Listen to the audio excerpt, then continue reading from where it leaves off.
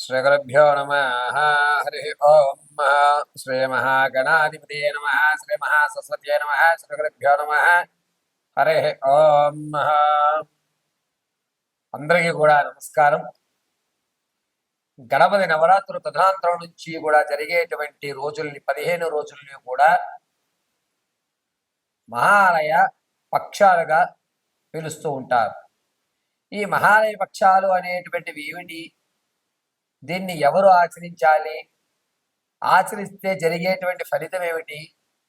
అసలు మహాలయ పక్షాలలో తర్పణలు వదలకపోతే జరిగేటువంటి దోషం ఏమిటి? ఎవరు ఈ మహాలయ పక్షాల్ని ఏ విధంగా ఆచరించాలి అనే విషయాన్ని తెలుసుకుందాం. ముందుగా మహాలయ పక్షాల్లో అత్యంత ప్రతిష్టాత్మకమైనటువంటి, అడిగింది లేదు అనకుండా ఇచ్చేటువంటి కర్ణుడు కాలం చేసి తదనంతరం యమధర్మరాజు అతనికి అన్ని ఏర్పాట్లు చేసి భోజనాది దప్పిక తీర్చుకోవడానికి నీళ్లు మాత్రం ఇవ్వలేదట. ఇవ్వకపోవడంతో ఇదేమిటిది, అన్నీ ఉన్నాయి కానీ ఇదేమిటిది అన్నీ ఉన్నాయి కానీ నీరు ఆహారము లేదు అని అడగ్గా, అన్ని దానాలు చేశారు కానీ అన్నదానం అనేటువంటిది ఆచరించలేదు అని చెప్పడంతో భూలోకానికి వచ్చి అన్న దాన సత్రవులు దప్పికి తీర్చుకోవడానికి చలివేంద్రాలు ఏర్పాటు చేసి ఆ పుణ్యకృతులు పూర్తి చేసి వెళ్ళడం జరిగింది. అప్పటి నుంచి కూడా ఎవరైతే మన పూర్వీకులు కాలం చేసినటువంటి తిథి తెలియకపోతే ఈ మహాలయ పక్షాల్లో మనం తర్పణలు వదలడం వల్ల పితృదేవతామూర్తులకి పైన ఉన్నటువంటి పెద్దవారికి కూడా నీరునిచ్చేటువంటి అవకాశం కర్ణుడు మనకి కలగజేసినటువంటి మహద్భాగ్యంగా చెప్పుకుంటారు. కర్ణుడి యొక్క అనుగ్రహంతో ఈ మహాలయ పక్షాల్లో ఎవరన్నా సరే కాలం చేసినటువంటి తిథి తెలియక వారికి చేయవలసినటువంటి శ్రార్థకరములు సరిగ్గా చేయకపోయినా ఈ 15 రోజుల్లో వారి పేరు చెప్పుకుని తిలాలు అంటే నువ్వులు, నల్ల నువ్వులండి, గుర్తుపెట్టుకోండి. తెల్ల నువ్వులు పనికిరావు, నల్ల నువ్వులు మాత్రమే. బొటను వేలు నీళ్ళల్లో ముంచి నువ్వుల్లో ముంచి పడమరలగా విడిచిపెట్టమని శాస్త్రం చెప్తుంది. ఈ విధంగా ఈ యొక్క గోరు అంచుల నీళ్లు పోసుకున్నట్లయితే దారగా వచ్చి తిలాల నుంచి కిందకి నీళ్లు పడుతూ ఉంటాయి. ఆ సందర్భంలో మాత్రమే మన యొక్క పూర్వీకుల ఆత్మ ఆ నీటిని స్వీకరిస్తుందని శాస్త్రపరంగా తెలియజేయడం జరుగుతుంది. ఎవరికన్నా మన యొక్క పూర్వీకులు కష్టపడి మన తల్లిదండ్రులు కానీ మనల్ని పెంచి పోషించి ఒక స్థాయిలోకి మనకి రావడానికి కావలసిన అన్ని సౌకర్యాలను కలగజేస్తూ ఉంటారు. అటువంటి పెద్దవాళ్ళకి సంవత్సరంలో ఒక్క రోజన్నా సరే వారి చనిపోయినటువంటి రోజున వారి పేరు మీద ఓ 10 మందికి అన్నదానం కానీ లేదా వస్త్రదానం కానీ లేదా వారి పేరు చెప్పుకుని ఏదన్నా ఒక దానాన్ని కానీ చేయమని చెప్తారు. అలా చేయలేనటువంటి పక్షంలో నల్లేరుములతో నరంలో కూర్చుని చచ్చిపోవయ్యా అని చెప్పి మనుధర్మశాస్త్రంలో రాయడం జరిగింది. కాబట్టి ఎవరికన్నా సరే మీ పూర్వీకులు ఎప్పుడు కాలం చేశారో వారి రుణాన్ని తీర్చుకునేటువంటి అద్భుత అవకాశం ఈ మహాలయ పక్షాలు. 21వ తారీఖు ఆదివారం రోజు అమావాస్య. ఈ అమావాస్య పితృదేవతలకి మనం రుణం తీర్చుకునేటువంటి మహత్తవకాశం కలిగేటువంటి రోజు. ఆ రోజున ఉదయం 8 గంటల 4 నిమిషాల నుండి 9 గంటల 20 నిమిషాల మధ్య వ్యవధి దుర్ముహూర్తంగా చెప్తాం. ఈ 8 గంటల నుంచి 9:55 తర్వాత ఎవరికన్నా సరే పెద్దవాళ్ళకి, పితృలు, మాతృలు కాలం చేసినటువంటి వారికి తిలాలు తర్పణలుగా ఇవ్వడం అనేటువంటిది సాంప్రదాయం. ఖచ్చితంగా మన పూర్వీకుల యొక్క ఆశీర్వచనం ఉంటే మీరు ఏ పనిలో ఏ ఆటంకాలు కలుగుతున్నాయో ఆ ఆటంకం పేరు చెప్పుకుని మీ పితృలకి కానీ మీ పెద్దవాళ్ళకి కానీ తిలాలు పడమరలుగా విడిచిపెట్టండి. ఖచ్చితంగా మీ పనులు అనేటువంటిది దేవీ నవరాత్రులు పూర్తయ్యేసరికి అయిపోతాయి.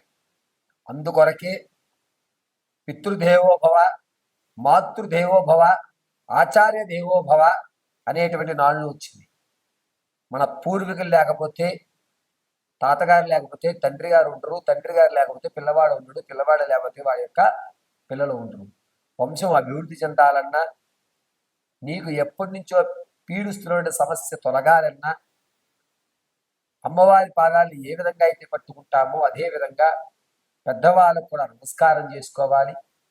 అందులోనూ ఈ మహాలయ పక్షంలో 21 ఆదివారం రోజు వచ్చేటువంటి అమావాస్య మహాలయ అమావాస్యగా పేరు తెచ్చుకుని బొటన వేలుతో నీళ్ళల్లో ఉంచి బొటన వేలుని ఆ నీళ్ళలో ఉంచినటువంటి బొటన వేలు నొల్లటి నువ్వుల్లో ఉంచి పడమరలుగా నీరు పోసుకుని ఒక ధారగా వదిలి తర్పణ అని అంటారు.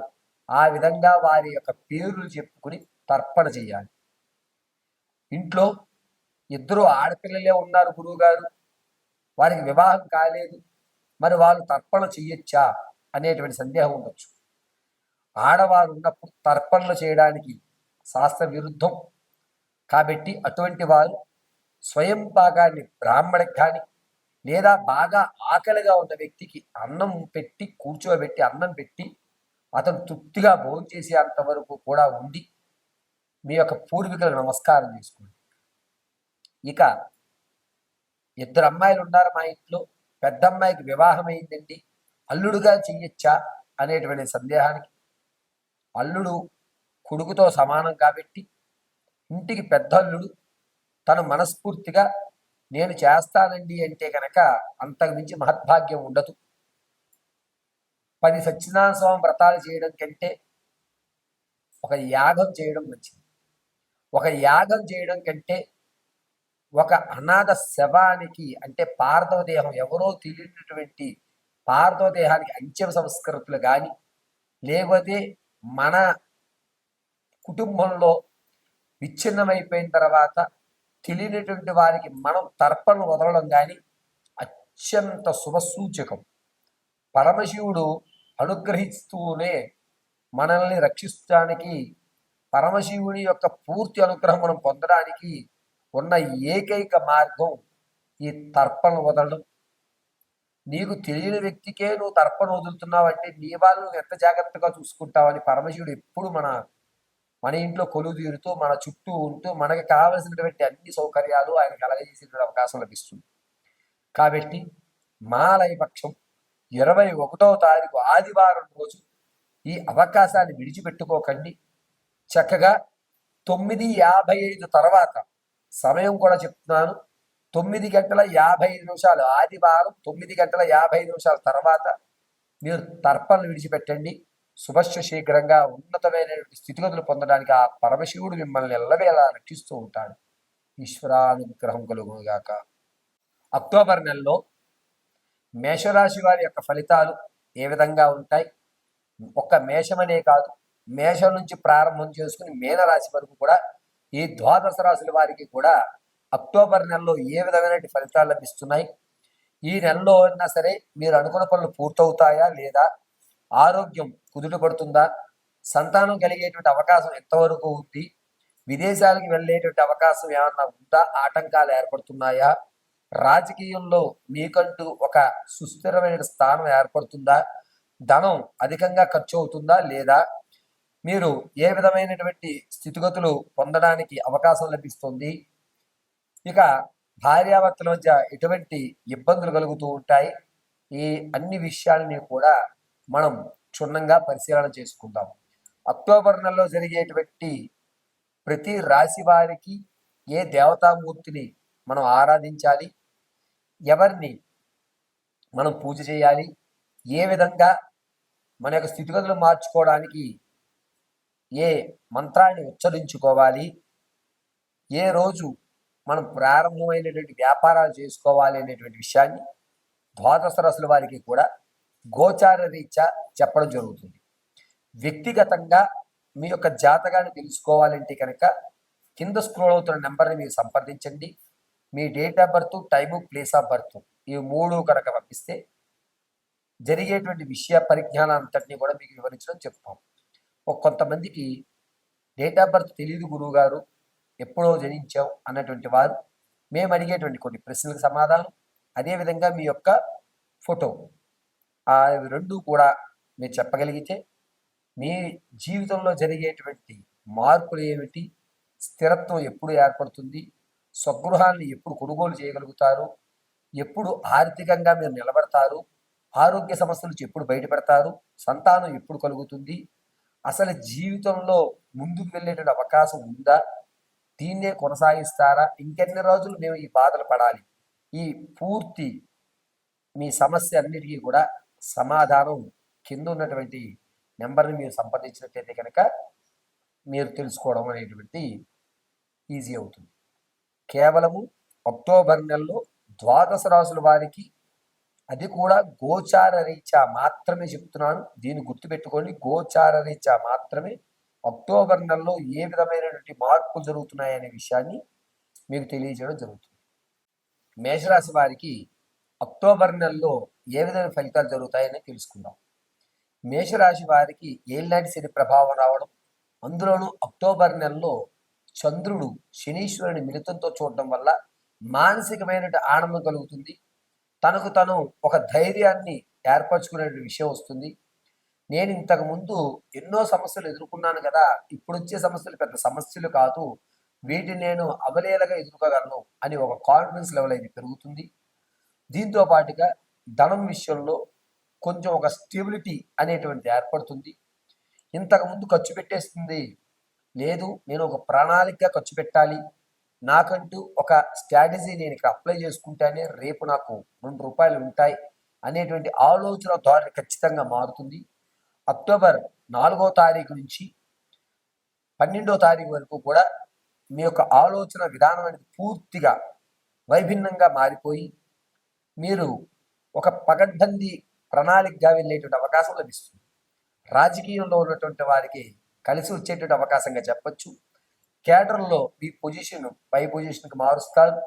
పైగా కొన్ని ఏరియాలు మిమ్మల్ని ఇన్ఛార్జ్లుగా ఉండమని, మీకు సంబంధం లేకపోయినా, అది మీ యొక్క కాన్స్టిట్యున్సీ కాకపోయినా దాన్ని కూడా నువ్వు అడాప్ట్ చేసుకోవాలి, నీ మీద మాకు ఆ నమ్మకం ఉంది అని పై అధికారులు మీ మీద ఒక నమ్మకమైన భరోసాను ఏర్పరచుకునే అవకాశం ఈ మేషరాశి వారికి. రాజకీయంలో ఉన్న వారికి అక్టోబర్ 8వ తారీఖు నుంచి 22వ తారీఖు మధ్యలో జరిగేటువంటి ఒక అద్భుతం అవకాశం. విద్యార్థుల విషయానికి వస్తే వారు కాస్త జ్ఞాపకం తగ్గుతుంది, తగ్గినా కూడా తన యొక్క ఫలితాలు ఏవైతే రాసి నేను ఈ విధంగా నాకు ఇన్ని మార్కులు వస్తాయి అని అనుకున్నారో అన్ని మార్కులు రావడం, ఇబ్బంది లేకుండా తను మర్చిపోతున్నా సరే మర్చిపోకుండా ఉండాలి అని పదే పదే అనుకుని మంచి మార్కులు తెచ్చుకోవడం అనేది జరుగుతూ ఉంటుంది. ఎక్కడ కూడా ఇబ్బంది అనేది విద్యార్థులు కలగదు. ఇక సినీ కళా పరిశ్రమల్లో కానీ సంగీత సాహిత్యాల్లో కానీ ఎవరైతే ఉంటారో వారికి కొంచెం ఊరట అనేటువంటిది లభించకపోగా అవమానాలు ఎక్కువ పడుతూ ఉంటారు. అరే, ఇంతకు ముందు నువ్వు బాగానే ఉండేవాడు కదా, ఎందుకని ఎలా నువ్వు దీన్ని మారుస్తున్నావు అని మీ మీద మీకు లేనిపోని అపనమ్మకాన్ని క్రియేట్ చేసేటువంటి శత్రువులు ఎదురయ్యేటువంటి అవకాశం లభిస్తుంది. ఇక రియల్ ఎస్టేట్లో కానీ స్టాక్ మార్కెట్లో కానీ లేదా వ్యాపారం ప్రారంభం చేద్దాం అనుకున్నవారు పరోక్షంగానే చేయండి, ప్రత్యక్షంగా చేయొద్దు. మీరు చేసేటువంటి ఈ పనిలో మిమ్మల్ని ఆపడానికి, మీరు ఎదిగితే చూడలేని వారోతనంతో లేనిపోని తప్పుడు సలహాలు ఇస్తూ ఉంటారు. అందుకని మీరు ప్రత్యక్షంగా అడుగుపెట్టద్దు, పరోక్షంగా మాత్రం చేయండి. అది కూడా అక్టోబర్ 18వ తారీఖు నుంచి ప్రారంభం చేసుకుని 23వ తారీఖు మధ్యలో కనుక మీరు గ్రౌండ్ వర్క్ కానీ లేకపోతే బ్యాక్ మీరు అంటే స్లీపింగ్ పార్ట్నర్గా ఉండి పనిచేయడం వల్ల అద్భుతమైనటువంటి ఫలితాలు చూస్తారు. ఇక విదేశాలు వెళ్ళాలి అనేటువంటి కోరికతో ఉన్నటువంటి వారికి అంతగా లాభంగా కనిపించడం లేదు. మీరు ఒకవేళ వెళ్ళినా కూడా కొన్ని ఇబ్బందులు పడేటువంటి అవకాశం ఎక్కువ లభిస్తుంది. మీరు అనుకున్నటువంటి స్థలం కంటే వేరే చోటకి అవకాశం వస్తుంది, మీరు దాన్ని కొంచెం ఇబ్బందిదాయకంగా ఫీల్ అవుతూ ఉంటారు. విదేశాలకు వెళ్ళాలనే ఆలోచన మేషరాశి వారు ఈ నెలలో ఆపుకోవడం చాలా మంచిది. వ్యాపారం చేద్దామనేటువంటి ఆలోచన ఉన్నటువంటి వారు ఖచ్చితంగా కాస్మెటిక్స్ కానీ, పాలకు సంబంధించి కానీ, శీతల పానీయాలకు సంబంధించి కానీ, భూ సంబంధితమైనటువంటివి కానీ, రియల్ ఎస్టేట్ కానీ అటువంటి వ్యాపారాలు ప్రారంభం చేయండి. కొంచెం కలిసి వచ్చేటువంటి అవకాశం లభిస్తుంది. ఇక ఎవరైతే భార్యాభర్తల మధ్య గొడవ పడుతూ కోర్టు వరకు వెళ్ళిందో మీకు శాశ్వతమైనటువంటి పరిష్కారం లభిస్తుంది.